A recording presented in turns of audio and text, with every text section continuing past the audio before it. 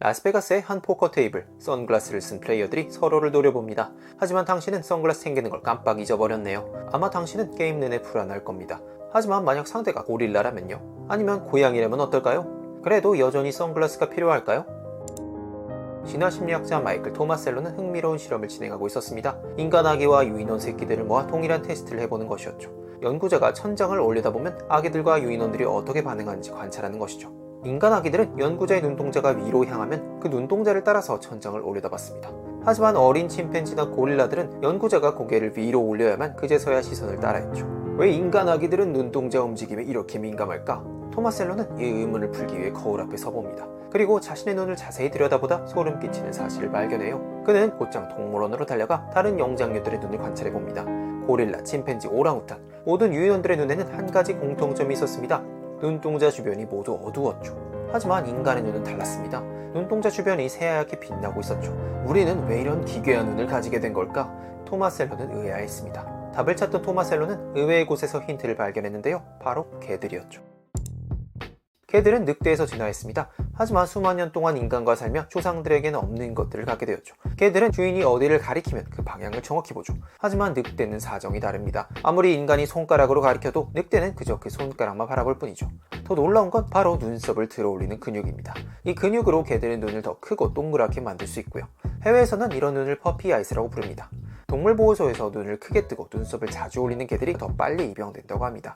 더 놀라운 사실은 강아지와 주인이 서로 눈을 맞추면 둘 다 옥시토신이란 사랑의 호르몬이 분비된다는 점이죠. 한마디로 개들은 눈으로 말하는 법을 배운 셈입니다. 토마셀로는 생각합니다. 개들이 인간과 협력하기 위해 눈을 진화시켰다면 인간의 이상한 눈도 비슷한 이유가 있지 않을까? 그는 고고학자들과 협력하여 고대 인류의 생활을 재구성해봅니다. 약 30만 년 전부터 인류의 도구는 급격히 정교해졌습니다. 사냥은 더욱 조직적이 되었고 복잡한 언어가 발달했죠. 무엇보다 집단적 협력의 수준이 다른 동물들과는 차원이 달랐습니다. 하지만 이 모든 것들에는 한 가지 전제 조건이 필요했습니다. 서로가 무엇을 보고 있는지 알아야 한다는 거죠. 사냥을 할 때도, 도구를 만들 때도, 아이를 키울 때도 인간들은 끊임없이 서로의 시선을 확인해야 했습니다. 저기 사냥감이 있다. 위험한 동물이 다가온다. 이것에 주목해라. 이 모든 의사소통이 눈빛 하나로 이루어져야 했죠. 하지만 여기에는 치명적인 위험이 따랐습니다. 자신이 무엇을 보고 있는지 드러낸다는 건 자신의 의도와 관심사를 모두 노출한다는 뜻이었죠. 먹이를 발견했을 때, 짝을 탐낼 때, 위험을 감지했을 때 모든 것이 눈에 그대로 드러났습니다. 이건 마치 포커에서 패를 공개하고 게임하는 것과 같았죠. 그럼에도 우리 조상들은 이 위험한 도박을 선택했습니다. 대체 왜일까요? 연구를 거듭할수록 토마셀로는 확신하게 되었습니다. 우리 조상들이 살던 환경에서는 혼자선 절대 살아남을 수 없다는 걸요. 사자나 하이에나 같은 맹수들, 혹독한 기후변화, 복잡한 도구 제작 등 모든 것이 집단의 협력을 요구했죠. 그리고 진정한 협력을 위해서는 신뢰가 필요했고요. 나는 당신을 속이지 않겠다. 내가 보는 것을 당신도 볼 수 있도록 하겠다.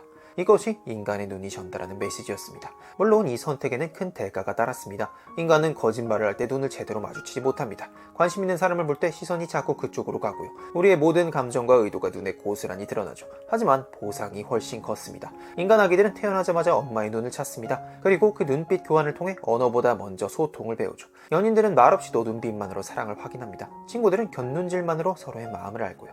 우리가 포커에서 선글라스를 쓰는 이유는 단순합니다. 인간의 눈은 진화 과정에서 내 속내를 드러내는 전광판이 되었기 때문이죠.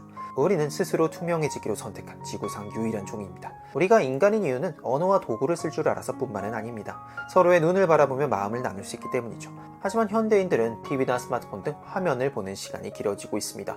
수십만 년에 걸쳐 진화된 눈이라는 소통 도구를 우리는 하루에 몇 번이나 제대로 사용하고 있을까요?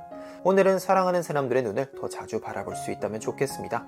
오늘도 끝까지 들어주셔서 감사합니다.